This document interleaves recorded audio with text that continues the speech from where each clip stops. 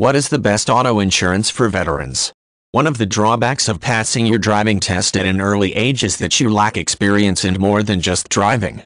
Car insurance for young people can be a complicated business, and whilst many people will have advice from voices of experience, this isn't always the case.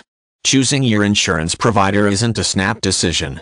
The other drawback to being a young driver is that you fall into one of the high-risk brackets that insurance providers base their prices on. This is because statistically drivers are most at risk of having an accident in the first 2 years or so after they pass their test. According to the Office for National Statistics, 1 in 5 newly qualified drivers will have some kind of crash within a year of passing their test. Combined with the increasing numbers of young drivers on the road in the last 15 years, and therefore an increasing number of young drivers involved in accidents, statistically speaking, you're a bad bet for insurance companies to make. While you can't do anything about the nature of insurance rates and statistical identities, you can help reduce the extra cost of being a young driver. Insurance providers are competitive, and some companies specialize in young persons car insurance.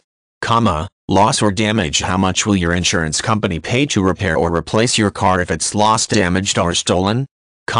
Third-party liability. How much can you claim for accidents that you're legally liable for? Legal costs. How much cover do you get for any legal costs that might be incurred as a result of an accident or other incident?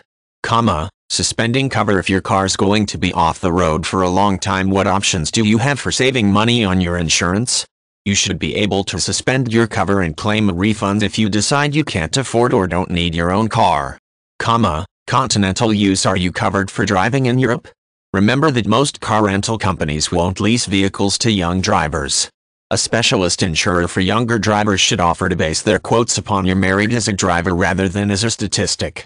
At the very least, they should offer some form of no-claims bonus or some way of reducing your costs as you gain experience.